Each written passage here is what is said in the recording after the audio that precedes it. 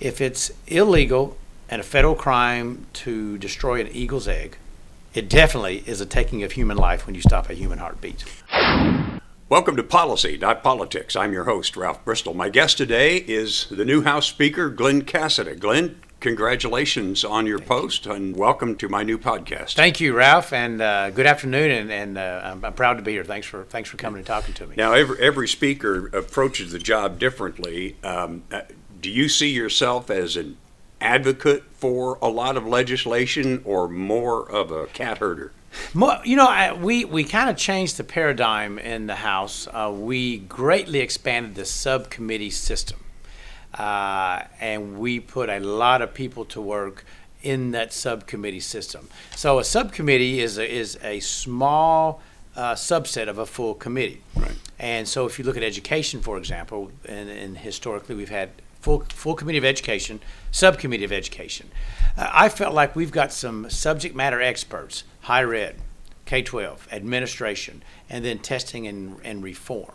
And so in my mind, there were four categories that I, in my mind, cut the education up. And so I put 6, 7 individuals on each of those subcommittees that are very knowledgeable in that specific subset of education, and which increased the number of leadership. Right. And it also put everybody to work in a very busy sort of way, which is good. So everybody kind of gets to work on the areas that they really feel the most comfortable, have the most knowledge and expertise. Yes. Okay. And that is number one. And number two, there's a sense of ownership and a sense of pride because if you've been here for more than 2 years, you're chairing something. And so you get buy-in from the members as well. And so I think it's made for a very successful beginning of session, and I think we're doing some good things. When it comes to specific legislation, your predecessor, Beth Harwell, didn't feel comfortable really giving me very strong advocacy type of opinions on that legislation. Yeah. She didn't feel like it was her job to argue for it, that should be the people sponsoring it and others. She needed to be able to manage all sides of this, argument and debate. How do you feel about that? And let me say, Speaker Harwell is one of the great ones. She served this state 30 years. She did a very good job at 8 years as Speaker of the House, and I was proud to call her friend and proud to be her majority leader and being very loyal to her. I do look at it a little bit differently. I've gotten out front on the heartbeat bill, for example, and other issues. I feel like that my membership has given me the bully pulpit, and individuals in the media want to know why I think, and I tell them exactly why. Let's talk about that heartbeat bill. This is the bill that would disallow abortions once a heartbeat can be detected, which is about 6 weeks. Yes, which exactly is right. Much younger than any abortion restrictions in the country today, Yes. I believe. But there are a lot of other states doing the same thing. Yes. What's your expectation? I think that we will pass it in the state of Tennessee, as other states have, and then we states will go to present our case to the courts, and I think we'll win. If it's illegal and a federal crime to destroy an eagle's egg, it definitely is a taking of human life when you stop a human heartbeat.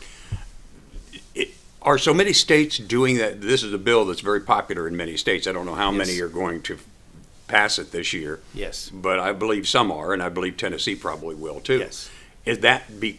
Is this happening because of the new Trump court? Because it's a friendly, you expect it to be a friendlier Supreme Court? Because this will obviously go all the way to the Supreme Court, I would think. I think it will too. But not so much. I think it is a reaction to what the states of New York and Virginia have done by saying you can take that human life up to the second it's born. Yeah. And I think most sensible people, most moral people are just outraged that would happen. And I think you see a contingency of citizens in this country saying enough's enough. You cannot take the life of a human a second before it comes out of the wound. It will generate an awful lot of debate and Yes, it will. probably rallies and everything at committee meetings and whatnot. It will. You're expecting It will. that, I would assume. But that's healthy. That's democracy. That is democracy. We're not a democracy, but it's still, it's a republic, It's a too. republic. It is. And that is healthy. And if government body is not arguing, something's not right. Yeah. And so let's let the debate begin. There will be several pieces of fairly controversial legislation this year. The medical marijuana bill looks like Yes. it has stronger legs than it's ever had before. Public opinion is driving it, and it will be debated this year. And Dr. Brian Terry will be carrying the bill, a physician anesthesiologist. He makes logical arguments for the bill. It'll be interesting if it passes, but every year it gets closer to being passed, and we'll see what happens this year. Do you have a position on that bill yet? I don't. Dr. Terry's is the only one I'm going to listen to. There's another bill out there that I think de facto is recreational marijuana under the guise of, well, my big toe hurts, I need to be smoking marijuana. Dr. Terry's I like because it does have elements that I think is lacking in this debate. Empirical, measured response, interaction with other drugs, long-term effect, just like you do every other drug that we take, be it plant or manufactured in the laboratory. And so Dr. Terry brings that element to his bill. So it's worth hearing the debate. It'll be mostly Republicans who oppose it, probably, and their opposition will be based on two things. One, it goes against federal law, and two, that medical marijuana bills have always been an introduction, a step toward recreational marijuana, and they still believe that that's really what it's all about. And I would say number three, Ralph, and it's kind of what camp I'm in, is it's unproven. Every drug we take, every drug you give to your pet goes through rigorous testing. This has not done that.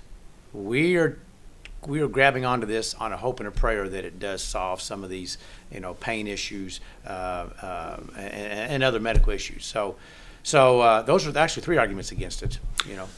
Another bill that's likely to draw a lot of opposition, or at least be fairly controversial, is sports betting. Introducing gambling into Tennessee is not going to be popular with a lot of people. It's not going to be popular with a lot of people, and I know it's being done across state lines, if you will.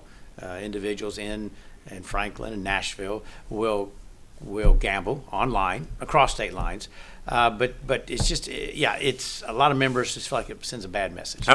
Under what form would this sports betting be? I mean, would you go to would it be strictly online? No, you could. I mean, would there be betting part? Would you be casino type thing? No, there'd be no casinos, but you could call up an 800 number and place your bets on. And it wouldn't be illegal. People do it already anyway, probably, but that's so correct. Just That's legalize correct. something a lot of people are already doing. That's correct. That is the argument for the bill. The argument against the bill, it's condoning an activity which doesn't promote thrift or hard work, but let's get rich quick. Well, we do have gambling. We do have lottery. We do. have lotto. And, We do. State run. I've always thought it's a little bit hypocritical of states to ban gambling, but run a very lucrative gambling business themselves. I think your point's well made. Speaker Casada, thank you. I appreciate it. Thank you, Ralph. Thank you I very appreciate much. you. Good to see you again. Good to see you. Thank You've been you. listening to Policy, Not Politics, a podcast dedicated to discussing the pros and cons of public policy with the leaders we elect to make policy for the people of Tennessee. I'm Ralph Bristol. Thanks for listening and inviting your friends to do likewise. Click that share button on Facebook, Twitter, or YouTube, and watch for the next edition of Policy, Not Politics.